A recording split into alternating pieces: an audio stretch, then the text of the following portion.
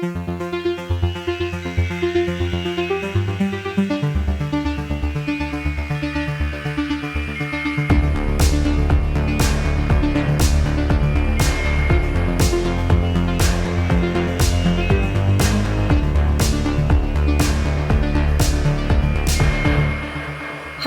our babies, and welcome to another episode of Every Horror Movie on Netflix, the podcast where we watch, review, and discuss every horror movie on Netflix. I am one of your hosts, Allison with an I, joined today and always by my co-host, Allison with a Y. Hello. And Patrick. Hey.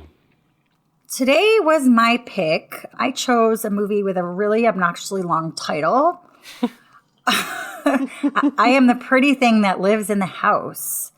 This is the second film written and directed by Osgood Perkins, who is now best known for Longlegs. It follows a nurse named Lily, played by Ruth Wilson, as she moves into the home of her new client, a retired horror writer named Iris, played by Paula Prentice. Lily almost immediately begins to notice signs of unusual goings-on in the house, most notably a rapidly growing spot of black mold on a single wall. Iris refers to Lily only as Polly, which prompts Lily to begin reading one of Iris's books featuring a character by that name. As Lily reads Polly's story, the lines between fiction, reality, and the supernatural become increasingly blurred. This is a fun one to write a synopsis for. Yeah. I don't know why I picked this movie. I think that the title was intriguing. I could not remember if I had seen it in typical me fashion. And it was an hour and 30 minutes, which is the perfect length for a movie. Beyond that, I have no real conviction behind why I chose this movie. But you two had seen it before, hadn't you? Yes. Which, didn't you forget that we had seen it? No, I knew that I had seen it. Oh, you forgot that we had seen it. Yeah. Yeah, I still am not convinced that we saw it together. Yeah. Wait, I thought you said you saw this. This was the first horror movie that you guys watched together. Or am I don't think it was. I actually think that though. was Bram Stoker's Dracula. I don't think I don't know if it was the first one we watched together, but it was very early. I don't know where I got that this from. Place. I mean, I just said it was early. That's probably where you got it from. It was definitely among the first movies we watched together. But yeah, I had seen it before too and didn't have much of a memory of it, which says, I don't know, whatever. I forget a lot, but I still feel like that says some things about the movie right up front. I remembered a lot of the visuals, but I didn't remember a lot of what happened. Mm-hmm. And I guess that makes sense after the rewatch. Yeah. I remembered very few of the visuals other than like the, I guess, sort of signature visual of the movie that appears on the poster, which is, you know, this blurry kind of motion delayed image of a woman walking backwards. Yeah. Like I remembered that, but I think that was really it. Right, that part. I think I did that thing where like halfway through it, I was like, oh, okay, I think I've seen this. But then I assigned like a different ending to it. And then by the time I got to the actual ending, I was like, I don't know if I've seen this. Mm-hmm. It felt weirdly familiar, but I couldn't have told you what happened. And spoiler alert, not a lot happened. Yep. Yeah, I want to talk about the director, Oz Perkins. I didn't realize that Oz Perkins is Anthony Perkins' son. Mm-hmm. Wow. I had no idea. And Elvis Perkins' brother for the music nerds. I have no idea who that is. He was a big deal in like the heyday of like mid-aughts indie music. And he's done music for, I think maybe most, if not all of his brother's movies. He did the music for this, which is good. I mean, I appreciate him a lot as a musician, and I think he brought a lot to the soundtrack. But yeah, talented family. Let's put it that way. And the funny thing is, when I looked him up, when I was like, oh my God, he's directed several pretty iconic, well, at least a couple very iconic ones at this point, horror movies, you know, more recently with Longlegs and with The Monkey. But I knew him from Legally Blonde. 'Cause he was an actor in Legally Blonde. Wait, I have to look at his picture. Interesting. I saw him and I recognized him. I'm like, what do I know him from? And he just like played like this nerdy, socially awkward character and Legally Blonde. And I would have never guessed that he would end up being a director and that he was the son of Anthony Perkins, which also explains why a clip from one of Anthony Perkins' movies was shown during the film. Wait, weird. In this movie. Oh, the only thing they ever managed to watch on TV. Yeah. Yeah, it had Anthony Perkins in it, which I immediately recognized and didn't know that Oz Perkins was his son. I did not know in general. I mean, now that I'm looking him up in real time, which could have done this before we did the episode, but I did not know that he has done a decent amount of acting in general. He's in Nope. He's the commercial director at the beginning of Nope. Oh, wow. He was in J.J. Abrams' Star Trek, and he played the young version of Norman Bates in Psycho 2. I did see that, yeah. Wild. Well, anyways, yeah, like, how do we feel about him as a director otherwise? Like, what kind of feelings about him did we bring into this movie? I'm a little mixed on him in general. He's made some stuff I fucking love, like The Monkey, and some stuff that I feel lukewarm about, like Black Coat's Daughter, and I wasn't 100% in on Long Legs either. Oh, I loved Long Legs. I am a total slut for Nick Cage. Excellent. Oh, I mean, same. Yeah. There was a lot I did like about that movie. I think I just, when you draw that much attention to your movie being that much like The Silence of the Lambs, I love The Silence of the Lambs, and you better fucking deliver. Correct. And yeah, exactly. And I mean, it came fairly correct. It's like, if you're going to be that much like The Silence of the Lambs, you better try and one up one of the greatest movies of all time. Who compared it to Silence of the Lambs? Like the viewers? Fans? No, I just think it's like fairly clear the, young female trainee, going to solve a case with the help of, reclusive serial killer who isn't actually in the movie that much. Yeah, that's fair. I really liked Long Legs. I liked, again, they did oversell it. It was the scariest movie of 2024. And it's like, stop doing that.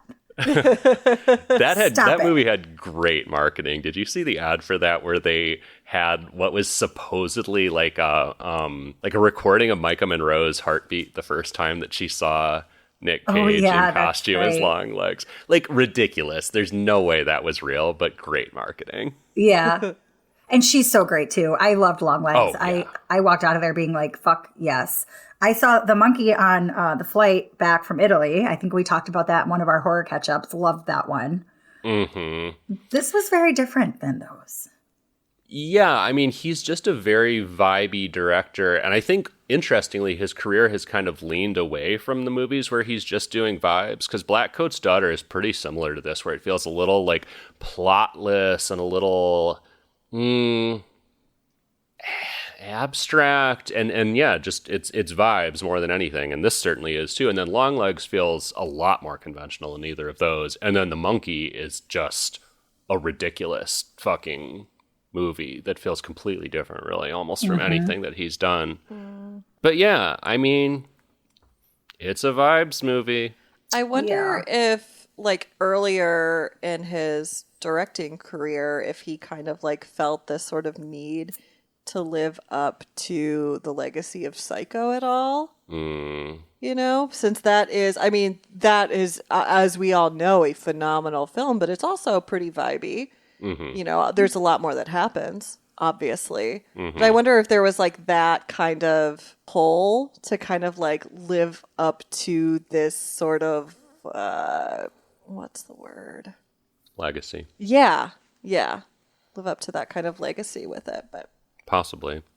The only other thing that I had seen of his outside of this was, I think I watched The Black Coat's Daughter with you, Patrick, when you watched it for the show. And I didn't hate it, but it also didn't make a ton of sense to me. So I guess, like, since those are the only really two reference points that I have, other than him being an actor, I'm like, oh, I guess this makes sense. And then I found out that he did Long Legs and The Monkey, two movies that I haven't seen, but I from my knowledge. Very different. It was surprising. So, I mean, hopefully these days he's having a little bit more fun and just kind of like doing things, doing films that bring him maybe a little bit more joy. Yeah. And I haven't really, I haven't read any interviews with him. I don't really have any insight into his psyche, which is, again, kind of ignorance on my part. But it does, I don't know, it does feel like he's having more fun, I guess, these days. I mean, The Monkey just feels like someone having fucking fun making a batshit movie. I took to Reddit to read about this, as one does, as I do. And saw, first of all, Black Coat's Daughter, a lot of people that were familiar with Oz Perkins, more familiar than I am, were like, oh, Black Coat's Daughter was better. So I haven't seen that. I can't attest or not attest to that. But somebody brought up a movie that this reminded them of, that it reminded me of too. And I felt validated in that. And it wasn't the same. They weren't comparing it plot-wise, but tonally, I think. And that was Skinamarink, which... Yes. I just did not. I think I reviewed Skinamarink as a guest on an Amon episode a long time ago. Yeah, because you were part of like Team Fuck Skinamarink. I think there was fuck like that movie. That was a hashtag. Fuck that movie. Yeah. Thank you. Yeah. Why? Yeah, I was not like, a fan. This was too pretentious and slow and art house. And all just, bleh. And I think Steven loved it. Chris loved it. I can't remember. Somebody there loved it. I did not. I felt very much watching this like I felt watching Skinamarink. I won't say the two movies felt the same, but I was very much like, what are we doing? That's so funny that you brought that up, because there was literally a shot where I was having PTSD from watching Skinamarink. It was like a shot, I think at the beginning, where there's like clearly just a light like shining, kind of like almost like a flashlight shining and looking around a room. And like in my head, I was like, oh shit, this is very Skinamarink. And yeah, the rest of the movie wasn't watching children sleep. Watching children sleep, yes. So yeah, that makes sense. And obviously, yeah, the rest of the movie didn't have that perspective, but yeah, a vibes movie more than a plot movie. Although I have to say, this one felt like it had more plot than Skinamarink. Oh, yeah. Yeah. But I mean, like, me eating dinner tonight had more fucking plot than Skinamarink. Yeah. Somebody else on Reddit was like, this feels like a final project for like a film class that was supposed to be 90 minutes, but it was a 30-minute film. So they just like put a bunch of shit on repeat for the next 60. And I was like, I can see that. Yeah. Yeah. I mean, it looks great. Like, every shot is composed beautifully. But yeah, the narrative is kind of lacking here. And I mean, it's odd because the narrative it has intriguing elements to it. This setup of this nurse who clearly is like more than a little off herself, going to live with this, old horror writer who's experiencing dementia, is a cool premise. This concept of a novel that may not be so much a novel as an actual account of a real life event. All pretty interesting. And even this, sense of, fiction, reality, ghost world, whatever, all kind of starting to blur in various ways. All pretty interesting. It just doesn't go much of anywhere. I mean, the weird thing too is like, I can't actually say that I was bored, because it almost sounds boring, but like by the time something like actually really happens, I had to go to the bathroom and I paused it, and I think there were like 7 minutes left in the movie. Yeah. And then it's just, that's it. And I mean, we'll talk about exactly what that is in the spoiler room, but I don't know. It's kind of uniquely frustrating because there is some really interesting potential there. It just all kind of builds incredibly slowly and then just kind of farts out. Yeah. I was bored. I'll say I was bored. I was bored. Yeah, I also wasn't bored. I was pretty, like, invested. But yeah, it just doesn't necessarily deliver on all of the atmosphere and the tension that it builds up. There's a lot of intriguing things, little pieces that are placed throughout the movie that aren't ever fully realized. Mm-hmm. And I wanted it to be a little more tightly written. Yeah. If you're going to give me like hospice nurse in a haunted house, I want like Skeleton Key. Have you guys seen Skeleton Key? Yeah. First of all, love that movie. I was actually thinking about Skeleton Key too while watching this. Give me that. Our minds were just like synced up on this one. It's an Allison thing. It is. But give me something. Give me some kind of action. I just was like, we've already heard this line. I understand that you're... one of the Redditors said that this was like a poem that was being read. And okay, that's cool. Love that. But don't read it over and over again. I don't know. Right. Are you just repeating the poem from the top? Like... Right. Or make that more obvious. Oh, right. Yes. And I really liked... Iris. I really liked Lily. She was a really quirky, weird, eccentric. I kept being like, what year is this supposed to be? Is this supposed to be the 60s, the 50s? I was like, why doesn't she have a cell phone when she's using the landline? I love that it felt timeless. Timeless, or I guess that's a word for it. Like ambiguous. Yeah. Because you can't really pin it. But I felt so fucking bad for Iris, this woman who clearly has a brilliant mind. First of all, I would have been reading all her books. Like, there's nothing else to do in that goddamn house. It's raining every day. But Iris clearly has like a brilliant mind. And I'm just feeling like, engage her. Like, talk to her, you know? Like, this poor woman is living out her days as a ghost herself, basically a shell of a person. And, I don't know. I'm like, this is kind of elder abuse. Like, do something with her. I don't know. I'm off on a tangent. Yeah, I mean, Lily was a scaredy cat. She didn't like horror books, and also seemed to approach Iris with some contempt from square one, almost. Which may have been informed by Mr. Waxcap, which is a fucking insane name. The guy who, like, what even was his role? Like, what was his relation to Iris? I don't even know. I could not figure that out. I think he was he worked for the estate, right? So he was a lawyer. So like the solicitor. Sure, yeah. Yeah. And played by the great Bob Balaban. Bob Balaban. We should know. Bless. God bless him. Bob Balaban, always playing Bob Balaban. Yeah, right. Totally. But he definitely introduces the idea that, like, Iris is considered a trash novelist, basically, you know, a writer of disposable paperbacks. And I think that informs some of the way Lily treats her. But Lily is also just off. She is. In ways that are hard to describe because we never quite understand why she is the way she is. And I mean, it's so interesting because this actor, Ruth Wilson, who plays her, I think does an incredible job of calibrating the performance in a very weird way that feels like she has a good concept of Lily's history and personality and why and how she is the way she is.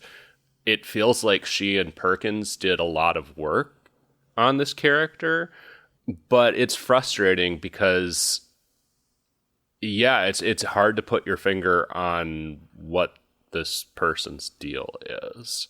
We don't know anything about her. Right. Yes. The only insight we get into who she is, who is in her life, is that phone call that she makes, which who knows who she's talking to on the other end. Or if there's anybody on the other end, frankly. Yeah. Like that was an opportunity to develop some character, get us attached to her. Yeah.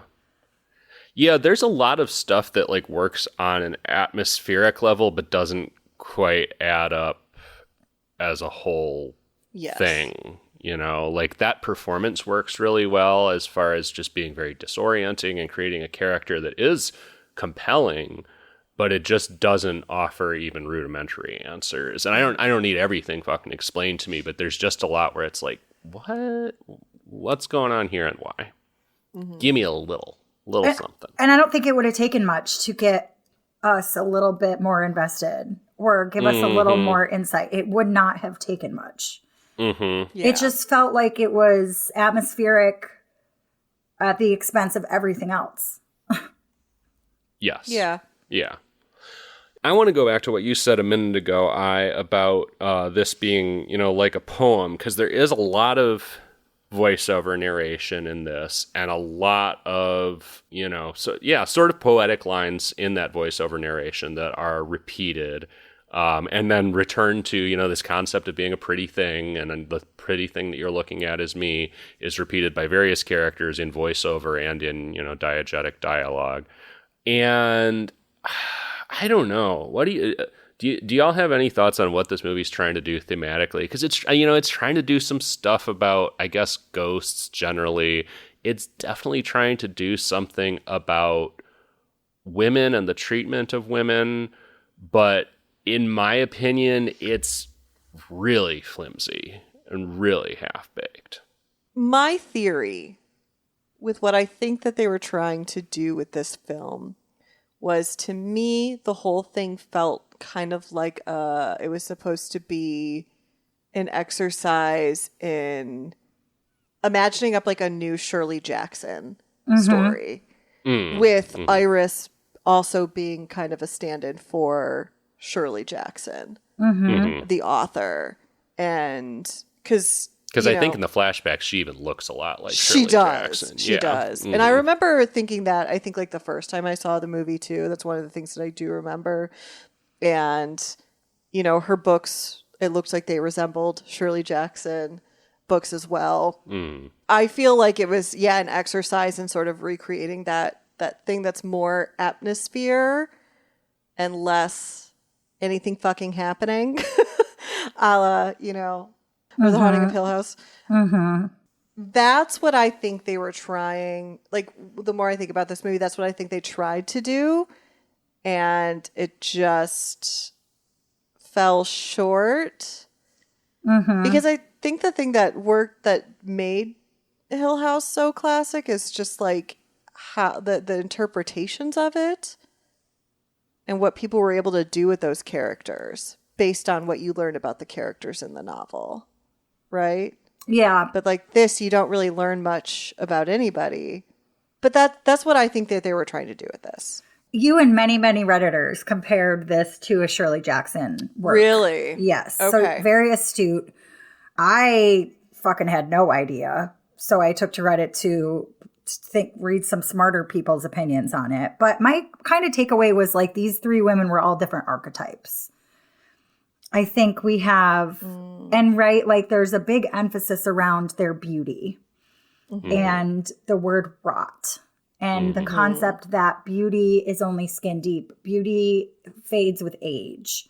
The concept of aging, right? Like Polly was obviously very beautiful, and she was stuck in a time a very archaic time where, I don't know. 1800s, which I think we haven't even referenced yet. But yeah, her story is set like in the 1800s. Right. So women had a very different role, seen and not heard, subservient to their husbands, that kind of thing. We have Lily, who's very beautiful, physically very odd, but she's kind of reclused to this house to caretake Iris for an indefinite amount of time. She ends up being there way longer than I thought she would be. And the word rot, right, keeps coming to her. She keeps hearing Polly talk about rot. So like that concept of rotting, she's not getting outside. No one's witnessing her beauty or whatever. And then we have Iris, who like the few shots of her where she's got her hair all done, like stunning. Absolutely. Yeah.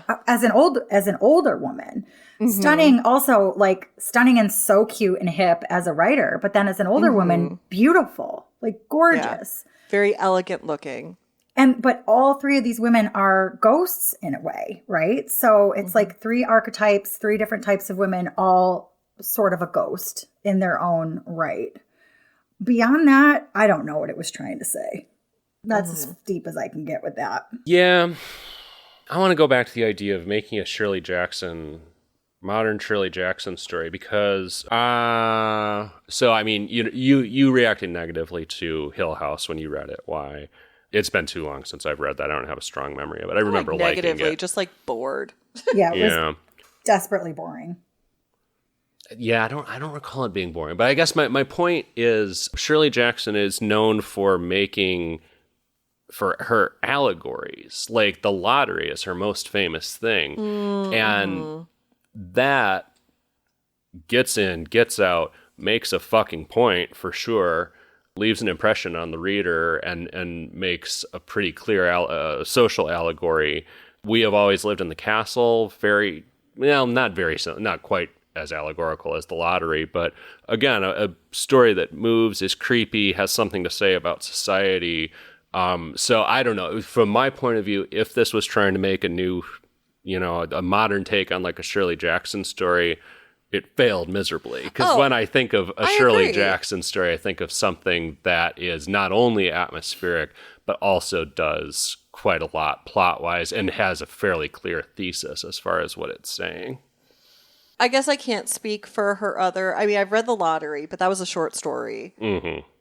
And the only other, like, full novel length, and it's still pretty short, all things considered, thing that I've read was Hill House. Mm-hmm. So I guess I can't speak for anything beyond that, but I don't know. So much of...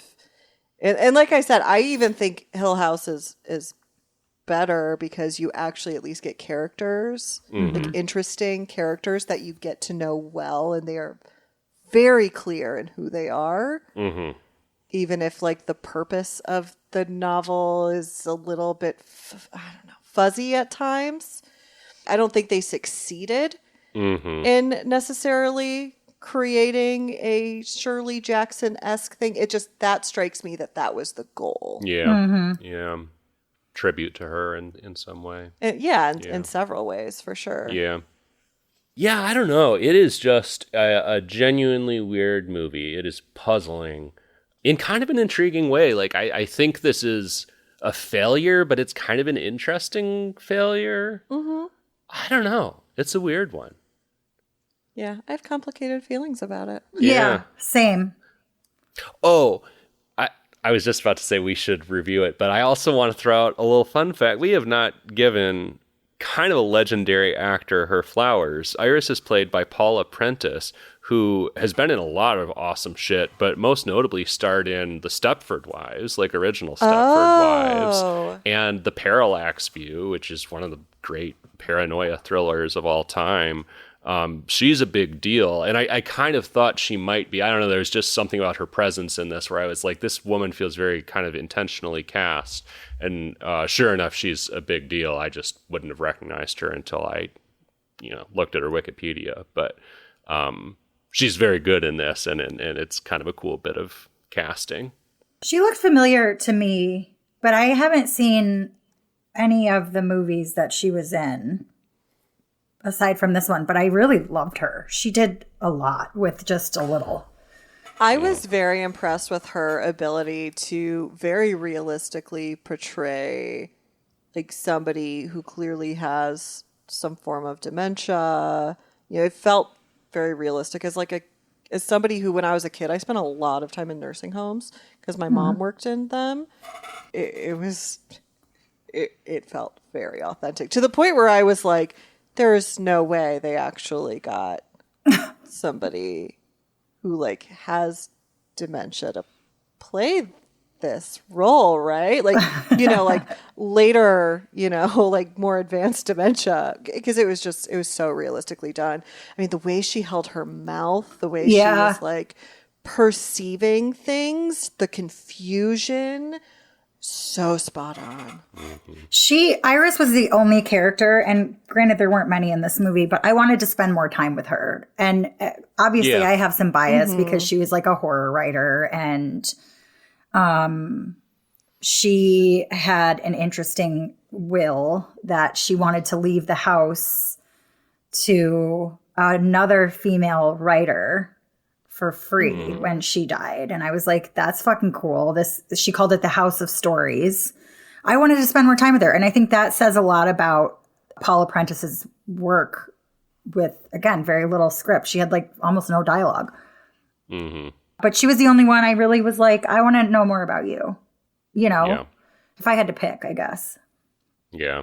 When you mentioned the use of the term House of Stories, it actually made me wish for a second that there were like follow-ups to this movie that feel a little clearer and more focused, like maybe other weird ways in which her supposedly fictional tales show up within her real life house, and we learn more about her and more stories from her mind. I guess. I don't know. I almost want a franchise that's never going to happen. Yeah, these would be cool as like episodes of a series, like 45-minute episodes. Yeah. But to drag this out for 90 minutes was not the vibe for me. Yeah, like I needed this to either be a short film with what they were trying to do. You could have condensed it into a short film, right? Mm-hmm. Or really develop the story a lot more, because there was so much potential to develop this story. Yep. Yeah. Agreed. And yeah. 30-minute film school thesis that got padded out to an hour and a half is exactly the descriptor for this. I think. But before we pad this discussion out way longer than it should be. It's going to be longer than the whole movie, this conversation. Yeah. And a lot more exciting. To be determined by the listeners. Yeah, TBD. Before that, I will encourage you to visit our website, everyhorrormovieonnetflix.com, where we've got every episode we've ever done and a link to our merch store where you can buy t-shirts and all kinds of other goodies with Every Horror Movie on Netflix art on them. And then you can follow us on social media at Facebook, Instagram, Blue Sky, YouTube at AmonCast, EHMONcast, or TikTok at Amon Podcast. You can also join our Discord. Find the link in the show notes. Come join our discussions about the horror films that we've been watching for the show, other things that you've been watching, show us cat pics, all the good stuff. And leave us a review anywhere you listen to your podcasts. We appreciate it. So should we review this bad motherfucker? I guess I just reversed that, didn't I? We usually review and then we do the spiel. But this week we're doing the spiel and now we're reviewing. Keeping it exciting. Allison with an I, you picked this. What's your rating? I think I'm a screw it.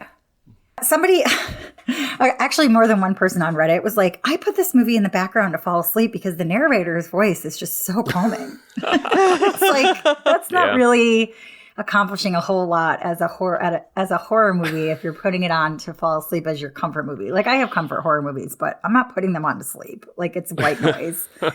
I think I loved the artistry of it all. I really loved the one only maybe scary part was like the Victorian Gothic ghost lady walking backwards. I was like, okay, that's cool and spooky and beautiful. Aside from that, I was bored. I needed more substance. I needed more from these women. I needed to understand why we were hearing about this story.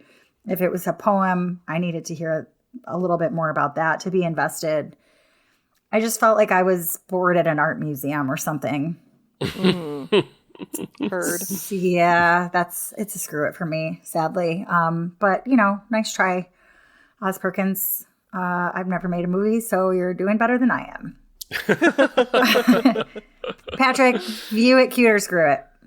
I'm going to go cue it, but it's like low cue it. I don't know. It's like I said before, I think it's a failure, but it's an interesting failure. I did find it more or less compelling despite its slowness and despite the frustrations of watching it. I don't know. There's impressive craft there, and especially just that, given that Oz Perkins has become, a pretty significant and influential voice in horror filmmaking now. If you haven't seen it and you find his other movies interesting, it's certainly worth a look. But yeah, it's also kind of messy. And while I can't bring myself to condemn it strongly enough to give it a screw it, I also can't find it in me to give it a whole lot more than that. Allison with a Y. I'm also a cue it. I recognize and fully own the flaws of this film. However, I really enjoyed Like for me, it was such a vibe. It kind of fits an aesthetic that I really love. I love the slow pace. I love just like kind of spooky, atmospheric movie, and it's a cute with a very strong warning of if you're looking for something with a lot of substance, this is not it. But I think it's a good movie to put on if you just like are having a really chill night. Light some candles, Take a gummy, get pop yourself some popcorn, put it on. It's a vibe, and it's not going to be, for some folks who maybe have tastes more aligned with mine, it's not going to be a total waste of your time. Sure. Just don't expect there to be much. Yeah, just let the vibe wash over you and don't expect a whole lot more than the vibe washing over you. And the vibes are great. The vibes are great. The vibes are so great. A couple people on Reddit were like, if you just like really pay attention, just like really don't pick your phone up, just really pay attention. And I'm like, I didn't have my phone in my hand the entire time. I paid attention. I think I got what there was to get out of this. And it wasn't a whole lot for me. Yeah. Mine's not Screw It with Prejudice. I was thinking, I don't know who I would recommend this movie to. And I couldn't come up with anybody. Mm-hmm. So, at that point it was a Screw It for me. But yeah, a beautiful, beautiful movie. Not saying a whole lot. Yeah. Yep. Yeah. Where's the spoiler room? I mean, we got to pry open the moldy, moldy wall boards and excavate the spoiler wall cavity. See in the spoiler moldy wall.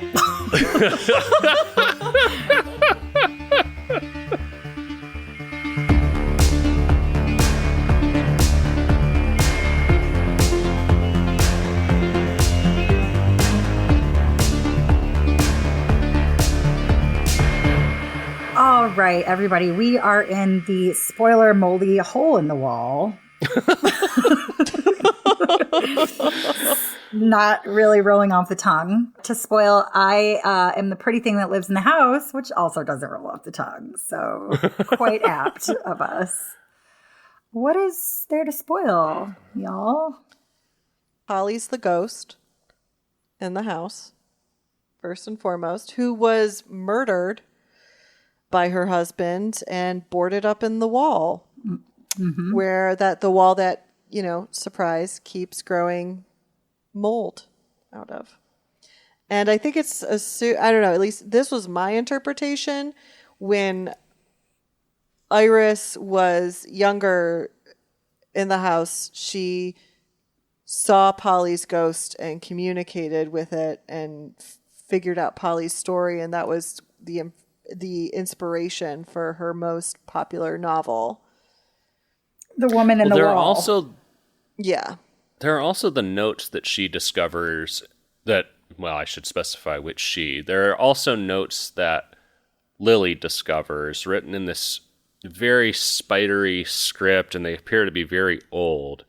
And it was inconclusive to me whose they were, because I was like, is this Polly's account of what happened to her that Iris then adapted into a book, or is this Iris's handwritten notes or manuscript for her own book? How did you all read that?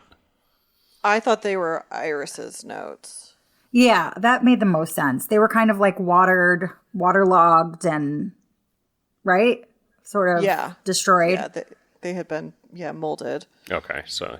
So, not Polly's account then. Iris keeps asking Lily, who she calls Polly, like, where did you go? You turned your back on me. What are your thoughts about why Polly stopped communicating with Iris?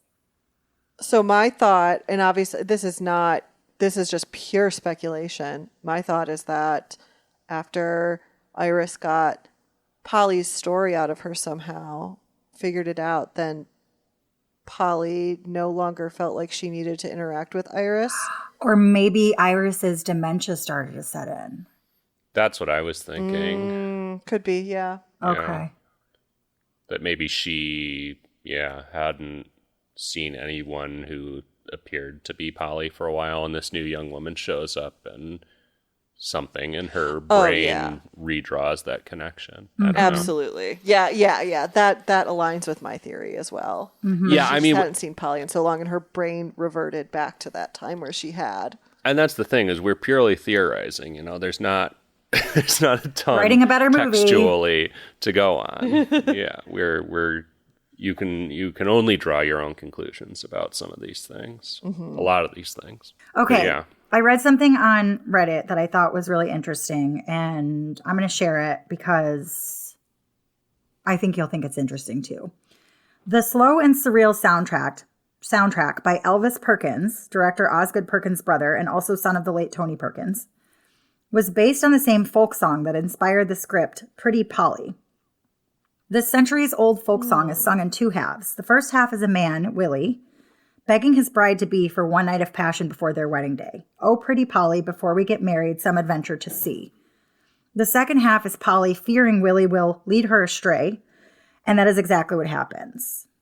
Having studied the folk song in many forms, it's my guess that Polly has slept with her groom before their wedding. Perhaps she's pregnant. Perhaps he's now repulsed by her now sullied character. Either way, he no longer intends to fulfill his promise of marriage. So that was cool to me because the whole premise is that Polly's husband built them this beautiful house by hand. Mm-hmm. And they enter the house, which we see Polly in a blindfold. And this is the story that is actually going around in town. So it's not necessarily folklore. It's like the history of what happened to this couple. Leads her into the house with a blindfold to show her this house that he built for them for their wedding the day after their wedding. And then no one ever sees them again. Mm-hmm. So I don't know how much of this script or this story was inspired by this folk song, but I thought it was super interesting that somebody else brought it up. I feel like that aligns with sort of like its rough thesis about the ephemeral nature of beauty. Mm-hmm. That it's going to fade, and once it does, sometimes there will be people who just will get rid of you, like Polly's husband and Polly's fiance in the song. Right. Because, maybe, once again, this is all speculation, but, maybe part of, the whole reason why Polly's husband in the movie, murders her is because, he got what he wanted. Right. And doesn't want her anymore. Right. And Iris keeps talking about how Polly can't remember how she died. Remember? Yes. Yeah. Like it happened so suddenly. She was blindfolded. She was led there under such false pretenses. There was like a total 180 shift between we're getting married, I built you this house, and now you're dead. And you didn't even see it coming. I think this maybe also, once again, I think we're drawing a lot of conclusions ourselves, but it maybe also is in line because if she's dead, right? She is forever beautiful in his memory. Ooh. She is forever at that age. Obviously her corpse will decay, but the memory of her is always young and beautiful and untarnished, basically. Mm-hmm. I think that's compelling, but yeah, again, there's just so little textually to go on that we're writing fanfic. Yeah. And it's interesting fanfic. Well, there were only 2 men in this movie. There were only 3 women. But I guess if we're not counting the worker man that comes at the end, there were only 2 men in this movie. And they were both so, what was the lawyer's name? Waxcap was so dismissive and just basically was looking through Lily like she didn't exist, and she was such a shrinking violet already, just took up as little space as possible. looking through her like she was a ghost. Like she was ghost. Say. Yeah. Yeah. Again, like I do think this story, and another person said it, so I can't take credit for it, was really about like 3 ghosts, you know, in different forms. But the men were just, if those men were archetypes, if the women were archetypes, then the men were archetypes. Big time, right? Like just dismissive and, I mean, murderous, obviously. Not a good one. Yeah, and I mean, it's to get to our final spoilers, by the end, they're all literal ghosts. Right. Iris, wait, actually, what does happen to Iris? How does Iris die? She sees Polly's ghost, finally. No, Lily that's sees Lily. The ghost. So I assume, okay, what I read happened. Lily gets scared to death, and then Iris probably is calling for Polly, wanting help. Right. She tries to get out of bed. It shows that she has fallen. Yeah. The bell is on the she's floor. not in her bed. Yeah. And that's where Iris died. So Yeah, Lily sees Polly's. I mean, this is the first time she actually sees Polly's ghost, even though Polly's ghost has clearly been, making its influence known. Yeah, but finally Lily actually sees her. And I don't know, that was just silly to me that she immediately just like screams, presumably I guess has a heart attack and dies immediately, I guess, of fright. I mean, she did say she was a scaredy cat. Yeah. Yeah. But yeah, that was it's a little silly. It is a little silly, but that scene where Polly's ghost is following Lily and it's pitch dark, and I'm like, turn on a fucking light, first of all. That's Allison with an eyes. Horror movie, survive a horror movie scenario tip number 2. Second only to tip number 1, which is put some goddamn shoes on. Not kidding. That's number 1 rule in my book.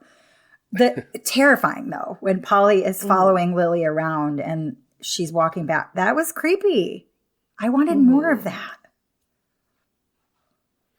Yeah. Yeah, but then and this was the moment I was talking about where I paused it and then there were 7 minutes left in the movie. She sees her, screams, dies, and that's pretty much it. And then 7 minutes of like nothing. Yeah. Yeah, basically. Falling action, yeah. I mean, Iris dies, but that's pretty anticlimactic. Yeah. And then the saddest thing was that it took what's his nuts or anybody forever to find them, which was so fucking sad. I know. But realistic. But like also, I mean, is it realistic for like a live-in caregiver who I'm assuming, I mean, she was a hospice nurse. I'm assuming she had to check in with hospice. Like I assume she was working for a company or hospital or something. What are there not measures to check in on the wellness of these people? Right. Like that, but that's just me getting Which maybe that's part of the theme. Like all 3 of these women were discarded in a way or like forgotten in a way. I wouldn't say Polly was forgotten. Well, I guess she was. Nobody ever knew what happened to her.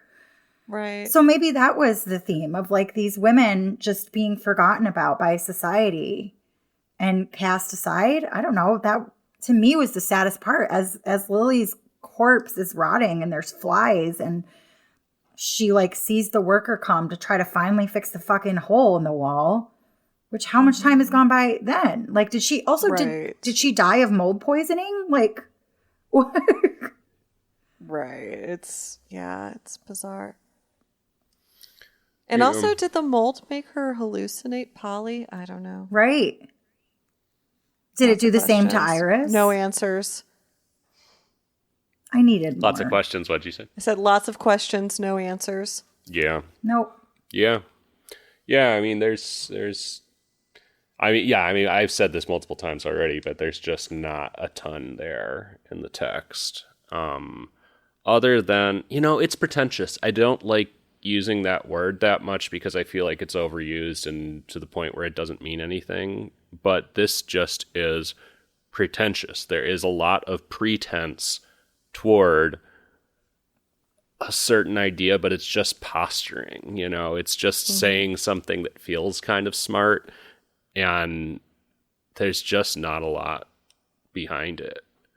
I mean, certainly we can draw parallels between these 3 women, but I mean, the idea that it's communicating about them is fairly sophomoric.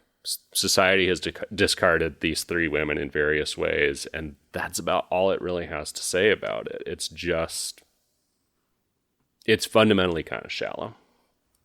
So screw it. See? You changing your review? Just kidding. I mean, but it, I stick by what I said before. I mean, it's a frustrating fucking movie. It is a frustrating movie. And in such a unique way. Like, out of the many, many movies I've watched for this podcast and in general, it is frustrating in a really unique way, because there both is and isn't a lot there. There's a lot, like we said before about the vibes, there's a lot to just sort of let wash over you as far as the feeling and atmosphere of it all. And there's also just like nothing there, close to nothing there, as far as the actual text and substance of what's going on, which, I can enjoy a vibes movie, but it's a movie that faints in the direction of having something more than vibes going on, and it's just not there. Mm-hmm. I think that there are movies that do so much and I wish no one would touch, like The Strangers. Like, I loved that movie when it came out. It scared the ever-living shit out of me. I am so annoyed that they had to make sequels to that. And I heard the latest one fucking sucked balls. Don't touch it. Just let it be alone. Like, leave it alone. And then there are movies like this where I'm like, do more. We need more of this. Like, I love what you're doing. I would have loved this movie because tonally, visually, beautiful. No substance. Touch it more. Right. Like, rework this. You had such a cool idea with so much potential. Do it again. Do it again, but better. Call Mike Flanagan. Like, get his notes. Yeah. Right. Get some more character development. Get some more plot. I'm way down.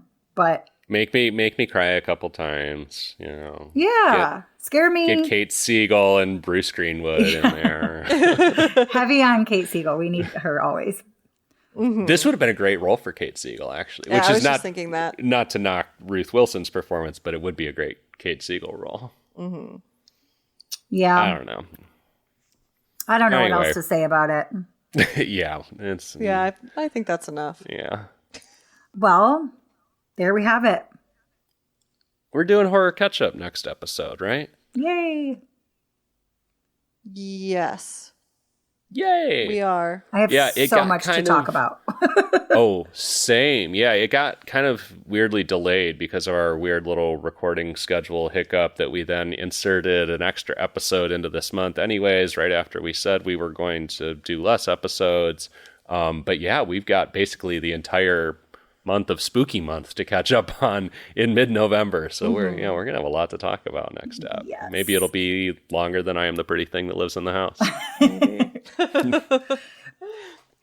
One more shout out for our social media. Allison with a Y, where can you find us? You can find us on Facebook, Instagram, Blue Sky, YouTube at AmonCast, EHMON Cast, and TikTok at Amon Podcast. You can also follow the link to our Discord server in the show notes to join our Discord server and tell us about your frustrations with this film as well. There we have it, guys. It was great talking to you. We'll see you next time. For every horror movie on Netflix, I am Allison with an I. Just like this movie, we have no idea how to end this episode.